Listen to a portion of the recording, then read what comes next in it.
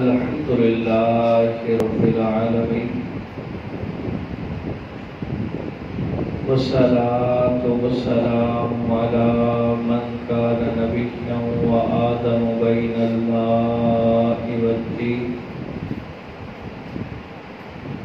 وعلى آله الطيبين الطاهرين وصحبه الكرام المتقين المنتجبين وعلى أولياء أمته الكاملين. أما بعد فأعوذ بالله من الشيطان الرجيم. بسم الله الرحمن الرحيم.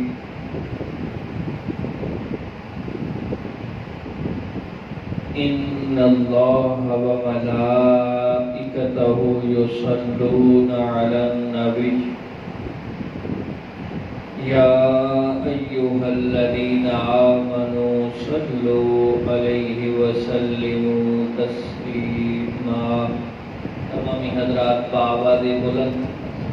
درود پاک سرکار کریم علیہ السلام کی پاک بارگاہ کے اندر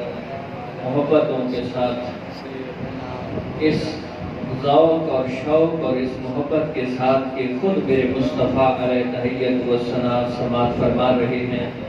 بآواز بلند درود پاک اللہم صلی علی سیدنا و مولانا محمد وعلی آل و اصحاب سیدنا و مولانا محمد وبارک وسلم وصلی علیہ. الصلاة والسلام علیک یا رسول اللہ وعلی آلک و اصحابک یا حبیب اللہ.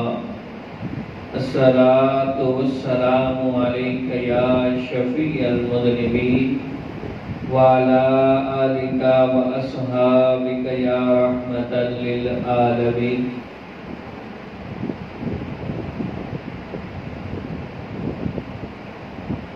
بعد الحمد والثناء نہایت واجب الاحترام دوستوں بزرگوں عزیز ساتھیوں، آج مبارک بابرکت باسعادت دن جمعۃ المبارک میں اور آپ اللہ رب العزت کے فضل و احسان سے رب تعالیٰ کی پسندیدہ جگہ مسجد میں جمع ہیں. دعا گو ہوں کہ رب کائنات ہم سب کا یہاں مل بیٹھنا اپنی پاک بارگاہ کے اندر منظور و مقبول فرمائے. علی جناب، ماہ محرم الحرام ابھی گزرا ہے، تو اس کے اندر وہ جو 61 ہجری کا واقعہ دلخراش واقعہ کربلا ہوا ہے. جب بندہ پڑھتا ہے یا سنتا ہے تو دل خون کے آنسو روتا ہے. لیکن مسئلہ یہ ہے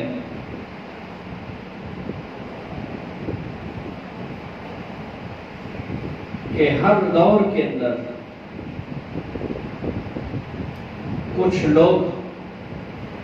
حق کو چھپانا چاہتے ہیں اور اپنی من مانی شریعت کو لوگوں کے سامنے پھیلانا چاہتے ہیں. جب بھی محرم الحرام شروع ہوتا ہے اکثر جگہ پہ شان اہل بیت، شان امام حسن و حسین، شان شہدائے کربلا، ایسی محافل کانفرنسز ہوتی ہیں تو ان کے ساتھ ایک اور سوچ والے بھی کچھ لوگ آ جاتے ہیں جو محرم کے اندر بجائے ذکر حسین رضی اللہ تعالی عنہ کرنے کے سرکار کریم علیہ السلام کی آل کی تعریف سننے یا کرنے کے بجائے یزید پلید خبیث لعین کے قصیدے اور اس کے نغمے گانا شروع کر دیتے ہیں. پھر ہماری یہ بھولی بھالی قوم جو نہ علماء کی خدمت میں جاتی ہے اور نہ کتابیں پڑھتی ہے، وہ لوگ بھی ان کے چنگل کے اندر پھنس جاتے ہیں. اور پھر کیا ہوتا ہے، کچھ لوگوں کا یہ ذہن، یہ مائنڈ، یہ سوچ بن جاتی ہے کہ اس واقعہ کربلا کا ذمہ دار یزید نہیں ہے. پھر اگلا ٹرینڈ یہ چلتا ہے کہ علماء یا خطباء حضرات سے یہ پوچھا جاتا ہے اور تاریخی حوالے دیے جاتے ہیں. ماہ محرم کے اندر کیونکہ مصروفیت پروگراموں کے حوالے سے بہت زیادہ رہی، تو یہ سوال مجھ سے بارہا مرتبہ پوچھا گیا. کچھ لوگ تو اتنے یزید کے وکیل بنے ہوئے تھے کہ جو یزید کو ایک کلین چٹ دینا چاہتے تھے، کہتے تھے کہ یزید یہ واقعہ کربلا کا کوئی ذمہ دار بھی نہیں ہے. تو مجھ سے بارہا مرتبہ یہ سوال پوچھا گیا، تو میں نے ایک سوچا کہ اس مسئلے پہ اپنی کچھ گفتگو کو ریکارڈ بھی کرایا جائے اور آپ کی سماعتوں کے نظر بھی کچھ شواہد، کچھ مضبوط دلائل آپ کی سماعتوں کے نظر کیے جائیں کہ جو لوگ یزید کی وکالت کرتے ہیں یا یزید کو واقعہ کربلا کا ذمہ دار نہیں ٹھہراتے، بلکہ نعوذ باللہ من ذالک یہ باتیں مجھے ممبر رسول علیہ السلام پہ بیٹھ کے کرنے کا جی نہیں چاہتا، لیکن سمجھانے کے لیے کچھ چیزیں آپ کی سماعتوں کی نظر کرنا میری مجبوری ہے کہ کچھ لوگ سرکار کے ممبر پہ بیٹھ کے یزید جیسے خبیث بندے کو رحمت اللہ تعالی علیہ کہہ رہے ہیں، کچھ اس کی وکالت کے اندر باقاعدہ کتابیں لکھ رہے ہیں، کچھ اس کی تعریف و توصیف کے اندر بڑی بڑی کانفرنسز کر رہے ہیں. تو بڑا دل خون کے آنسو ہوتا ہے کہ ایسا بندہ کہ جس نے نبی کریم علیہ السلام کے لخت جگر کو شہید کیا ہے. یہ بات قابل توجہ ہے کہ ایسا بندہ کہ جس نے نبی علیہ السلام کے لخت جگر کو شہید کیا ہے، لوگ اس کو امیر المومنین کہیں، لوگ اس کو رحمت اللہ تعالی علیہ کہیں، یا لوگ اس کی تعریف و توصیف کریں، تو جو مومن دل رکھنے والا ہوگا، کہ جس کے دل کے اندر محبت رسول و آل رسول ہوگی، وہ دل خون کے آنسو روئے گا اور وہ تڑپے گا کہ ایسے خبیث بندے کی تعریف و توصیف کی جائے. حالانکہ نبی کریم علیہ السلام نے فرمایا کہ جو مومن کی حرمت ہے، ایک مومن، اور اس مومن سے مراد ہر وہ کلمہ گو، ہر وہ عقیدہ اہل سنت رکھنے والا شخص جو رب کی توحید کا قائل ہے، مصطفیٰ کریم علیہ السلام کی رسالت کا قائل ہے،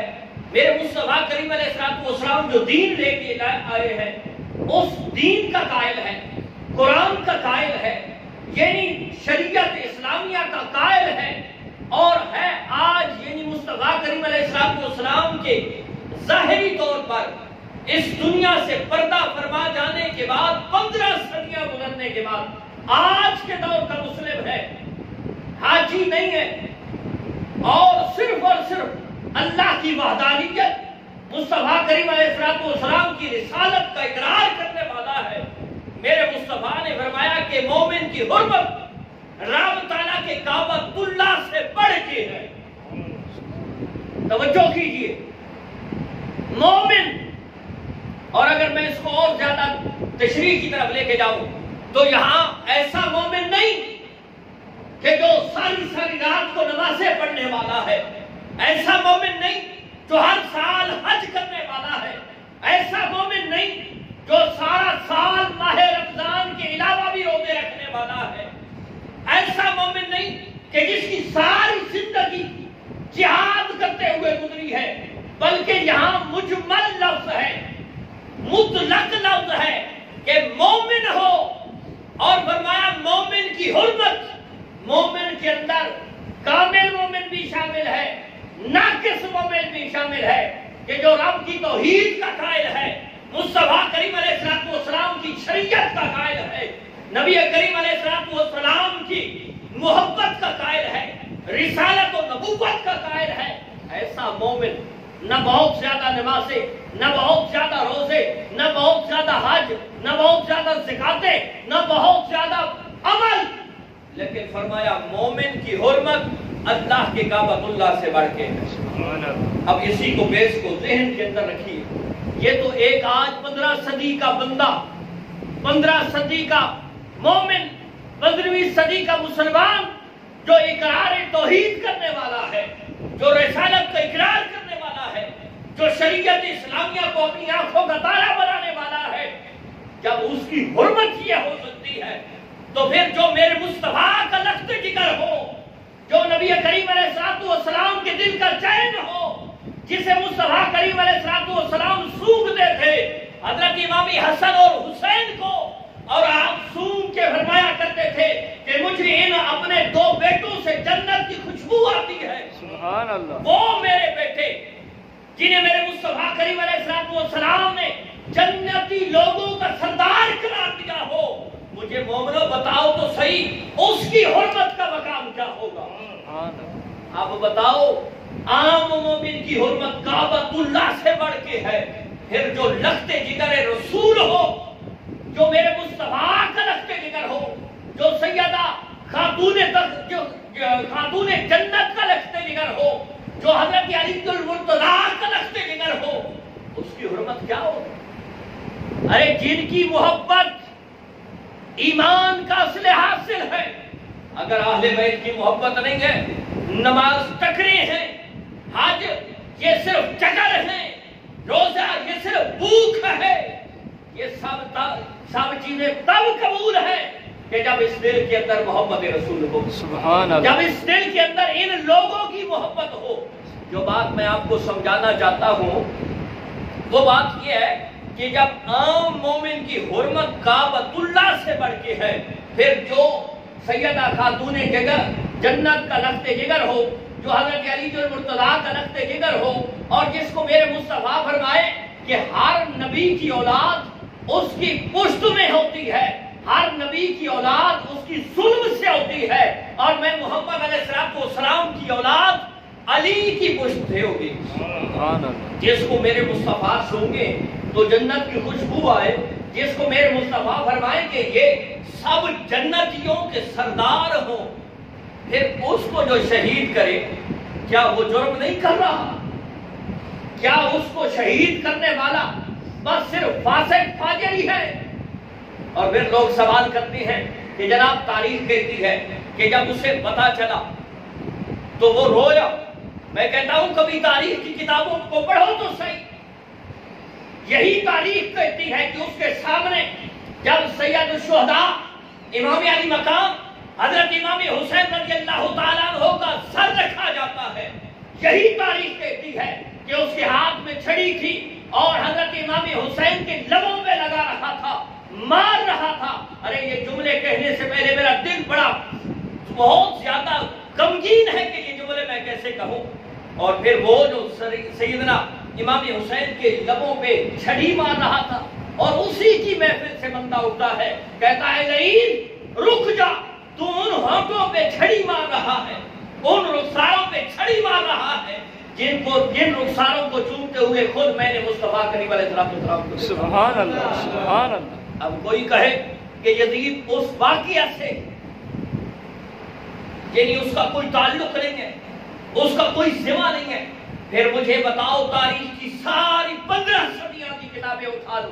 اور رب تعالیٰ کے فضل سے میں جمعہ سے آنے سے پہلے بھی کتنی کتابیں دیکھ کے آیا ہوں کہ کسی کتاب کے اندر یہ منبر رسول ہے، اور میرے لیے یہ میرا جو فرض ہے، جو مجھے حکم ملا ہے اور جو منصب ملا ہے، اس منصب کا حق یہ ہے کہ جو حق ہے وہ بیان کیا جائے، کہ اگر کسی کے ساتھ زیادتی نہیں کرنی، ظلم نہیں کرنا۔ میں ابھی بھی کتابیں دیکھ کے آ رہا ہوں کہ وہ یزید پلید لعین خبیث کہ جس نے امام حسین رضی اللہ تعالیٰ عنہ کو شہید کرنے والے کسی بندے کو کچھ بھی نہیں کہا۔ آپ مجھے بتائیں جو حاکم وقت بنا بیٹھا ہو، اگر اس کو بتایا جائے فلاں بندہ نامزد قاتل ہے اور پھر وہ اسے کچھ نہ کہے، اور اسی کا بنایا ہوا وہ گورنر ہو، اسی کا بنایا ہوا سپاہ سالار ہو، تو مجھے بتاؤ وہ اس کے قتل سے بری ہوگا یا ذمہ دار ہوگا؟ علی جناب، دل خون کیا آنسو ہوتا ہے جب آج کے اس دور کے اندر لوگ یزید پلید کی تعریفیں کرنا شروع کر دیتے ہیں۔ میں اس جملہ کہتا ہوں، اور اس جملے کا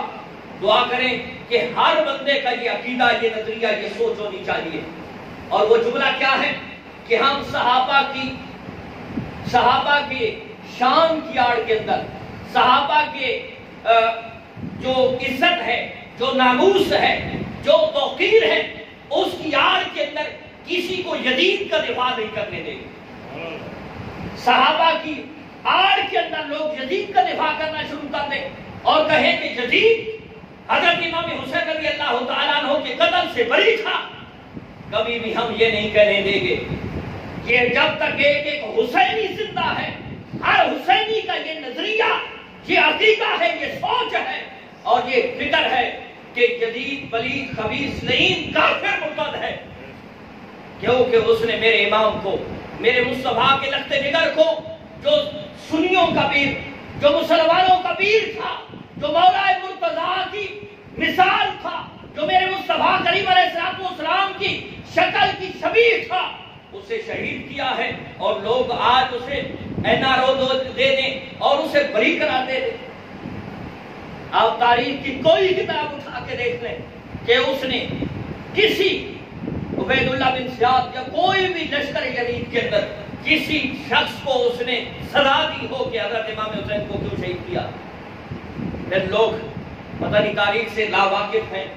یا یزیدی ذہن اتنا آ گیا ہے ان کا، یا ان کے دلوں سے محبت اہل بیت ختم ہو گئی ہے۔ حالانکہ میرے مصطفیٰ نے فرمایا لوگوں، میری اہل بیت سفینہ نوح کی مانند ہے، کہ جس طرح حضرت نوح علیہ السلام کے دور کے اندر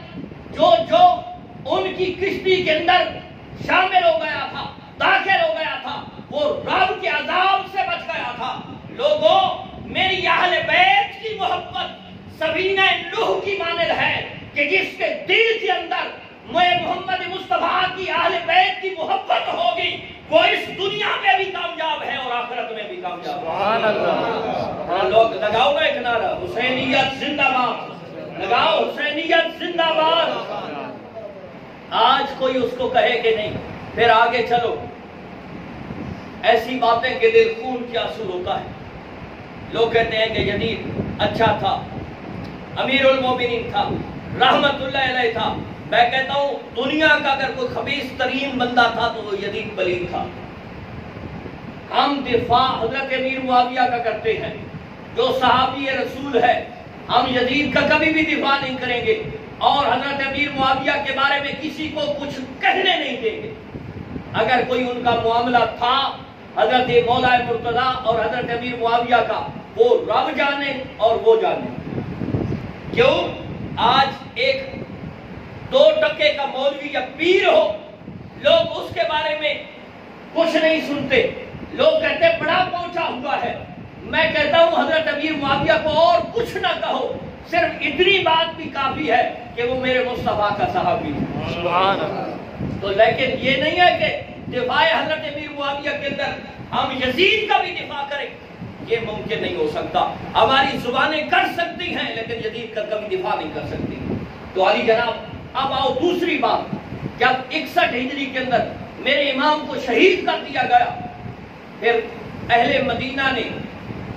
یزید کی جن لوگوں نے بیعت کر لی تھی انہوں نے بیعت توڑ دی۔ اب یزید کا دوسرا وہ پھر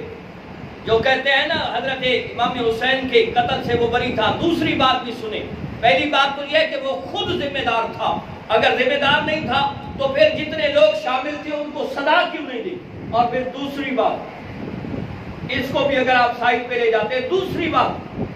بات اس نے سب سے پہلے عمر بن سعید بن عاص کو بلایا،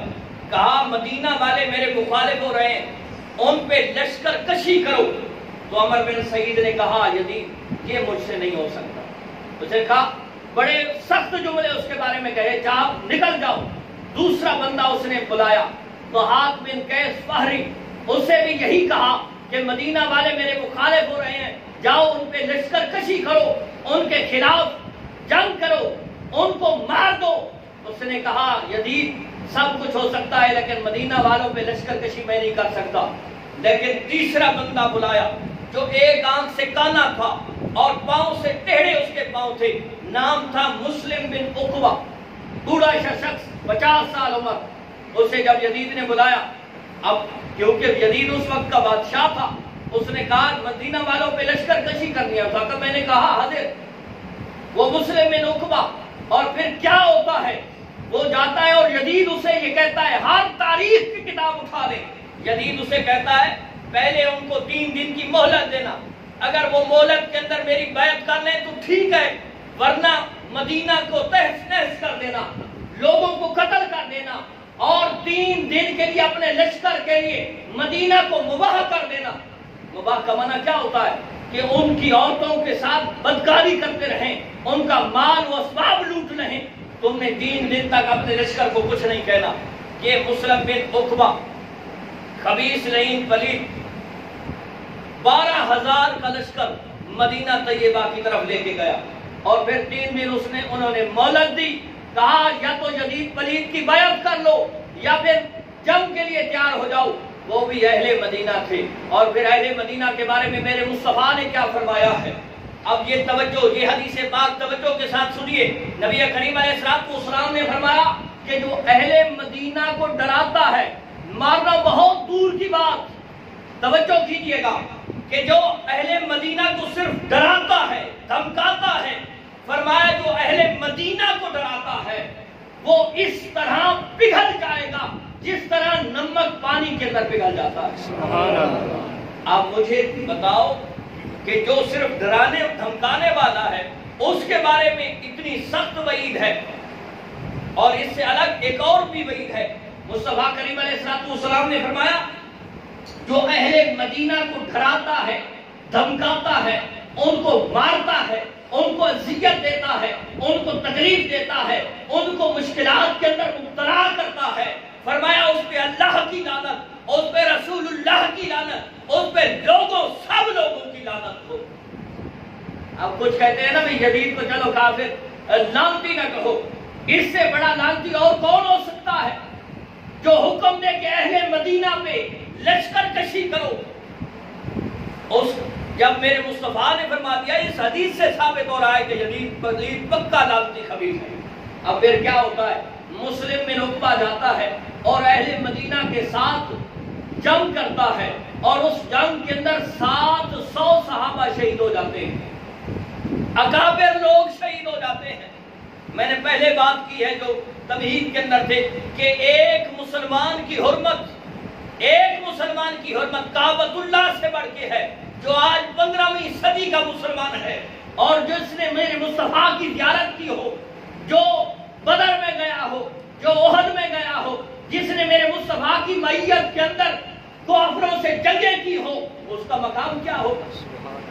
جن کو یہ سرٹیفکیٹ ملا ہو رضی اللہ عنہم ورضوا عنہ کہ میرے مالک نے ان سے کہا ہو کہ میں ان سے راضی ہوں اور ان کو راضی کر کے چھوڑوں گا، سبحان اللہ، جو ان کو شہید کرتا ہے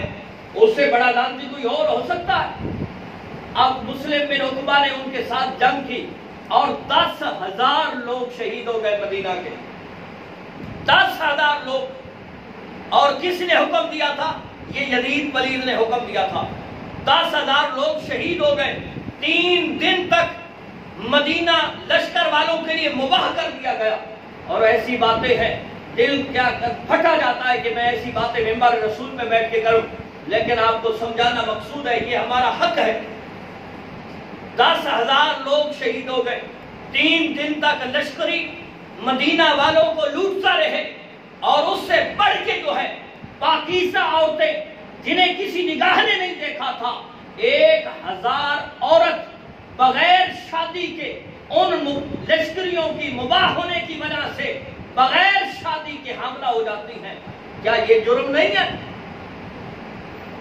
1,000 عورت بغیر شادی کے حاملہ ہو جاتی ہے ان لشکریوں کی وجہ سے۔ اور پھر جب یہاں سے جاتا ہے مدینہ کو تہس نہس کر کے، مدینہ کے لوگوں کو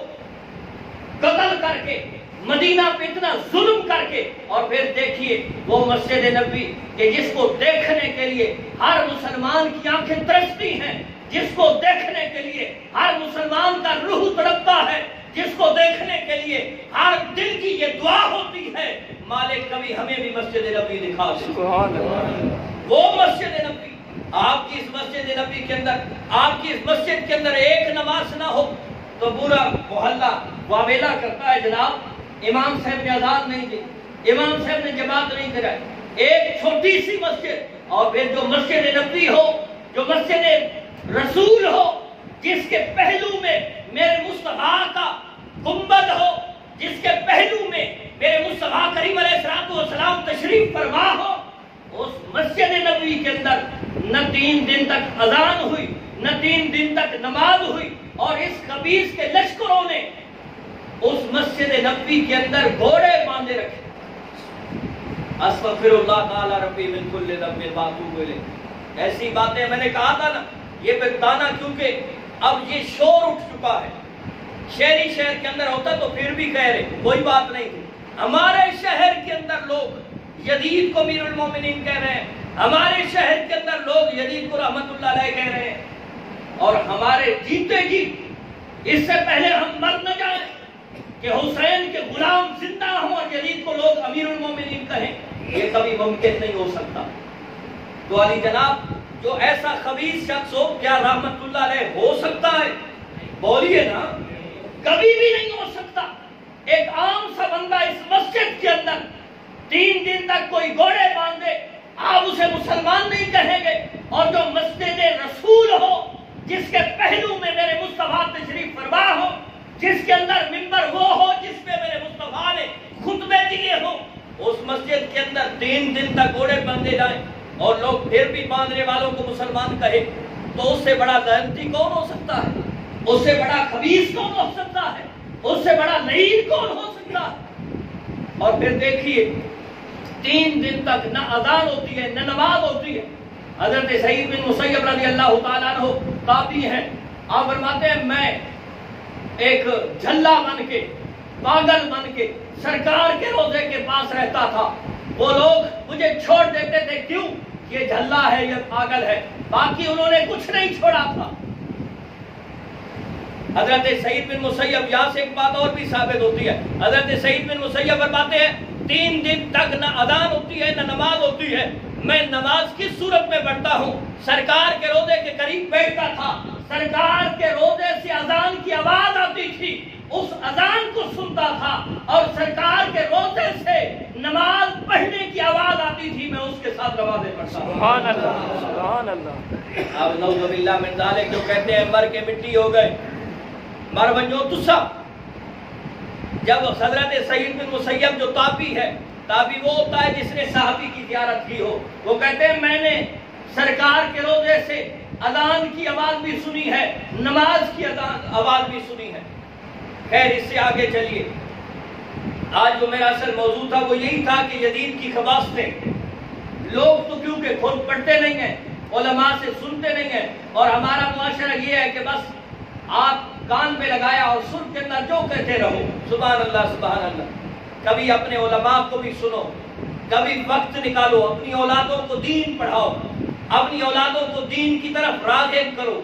اپنی اولادوں کو کل جب مرنے لگو تو کوئی ایسا تو ہو جو ہاتھ اٹھا کے رو کے تمہارے لیے دعا تو کر سکے نا۔ پی ایچ ڈی ڈاکٹر بناؤ، ہمیں کوئی فرق نہیں پڑتا، اور ہم کبھی حسد بھی نہیں کرتے، لیکن ساتھ ساتھ دین بھی پڑھاؤ، جو تمہیں دین کا حق سمجھائے، تمہیں بتائے۔ ایسا نہ ہو کہ لا علمی کی وجہ سے تمہارے گھروں کے اندر یزید کو رحمت اللہ علیہ کہنے والے پیدا ہو جائے۔ جب سے میں نے یہ سنا ہے، میں نے کہا ہے نا کہ میں محرم کے اندر بہت زیادہ مصروف تھا پروگراموں کی وجہ سے، تو بہت زیادہ سوال ہے۔ میں نے ہر ایک کو یہی کہا تھا کہ میں انشاءاللہ جمعے پہ خطاب کروں گا، تو اب اس جمعے پہ میرا دل تھا۔ کل پرسوں پھر کسی نے یہ سوال کیا، اور اپنے شہر کے لوگ کہ جی یزید تو بری تھا، یزید نے تو کچھ بھی نہیں کیا تھا، کبھی تاریخ کو تو پڑھو، اپنی کتابیں تو پڑھو۔ اور اس کے بعد کیا ہوتا ہے؟ یہی یزید کا لشکر جس نے مدینہ والوں کو کتنی تکلیفیں دی ہیں، کتنی مشقتوں کے اندر مبتلا کیا ہے، 10,000 لوگوں کو شہید کیا ہے، مسجد نبوی کی عزت کو پامال کیا ہے، مسجد نبوی کے اندر سے نماز اور اذان کو روکا ہے، پھر یہی لشکر مکہ کی طرف جاتا ہے، اور مکہ سے پہ منجنیق، آپ نے پڑھا ہوگا 4th 5ویں کے اندر، منجنیق وہ ایک ایسی مشین ہوتی ہے جس سے پتھروں کا برساؤ کیا جاتا ہے۔ منجنیق کے ذریعے کعبۃ اللہ پہ پتھراؤ کیا گیا، اور اس پتھراؤ کی وجہ سے آگ بھڑک اٹھتی ہے، اور آگ لگنے کی وجہ سے کعبۃ اللہ جل کے راکھ ہو جاتا ہے، اور کعبۃ اللہ کی چھت کے اندر اس دمبے کے سینگ جو حضرت ابراہیم خلیل اللہ علیہ السلام نے حضرت اسماعیل کو ذبح کرنا چاہا تھا، تو اللہ رب العزت نے جنت سے جو دمبا بھیجا تھا، حضرت اسماعیل کے فدیہ کے طور پہ ذبح ہوا تھا، اس کے سینگ کتنے 100 سال بلکہ 4000 سال تک کعبۃ اللہ کے چھت کے اندر رہے، اور اس لعین کے لشکر نے پتھراؤ کیا، آگ اٹھی، اور آگ کے بھڑکنے کی وجہ سے وہ کعبۃ اللہ سب کا سب جل کے راکھ ہو گیا، اسی کے اندر وہ سینگ بھی راکھ ہو گئے۔ اب لوگ کہتے ہیں کہ جی دیکھیں یزید بری ہے، اور پھر کیا دیکھیے انجام ان کا بہت زیادہ برا ہوا۔ صرف مسلم بن عقبہ جو اس سارے لشکر کا سپہ سالار تھا، اس کا کیا ہوتا ہے؟ وہ ایک قریشی نوجوان کو شہید کرتا ہے، تو اس کی ماں کہتی ہے کہ منت مانگتی ہے، نظر مانگتی ہے کہ میں اس کو جلاؤں گی یا زندہ یا مردہ۔ اب وہ کانا لنگڑا جب مرتا ہے بیماری کی وجہ سے، تو اسے جب پتہ چلتا ہے تو وہ اس کی قبر پہ جا کے اس کی قبر کو کھولتی ہے، ساتھ میں غلام ہیں، جب اس کی قبر کو کھول کے دیکھتی ہے سر کی طرف سے، تو اس کی ناک کے نتھنوں کے اندر سانپ بیٹھا ہوا ہے جو اسے کھا رہا ہے اور ڈس رہا ہے۔ پھر وہ کہتی ہے اس کو پاؤں کی طرف سے کھودو اس کی قبر کو، جب پاؤں کی طرف سے بھی اس کو کھودا جاتا ہے تو وہاں بھی سانپ بیٹھا ہے۔ اب مجھے بتاؤ اگر اچھا کیا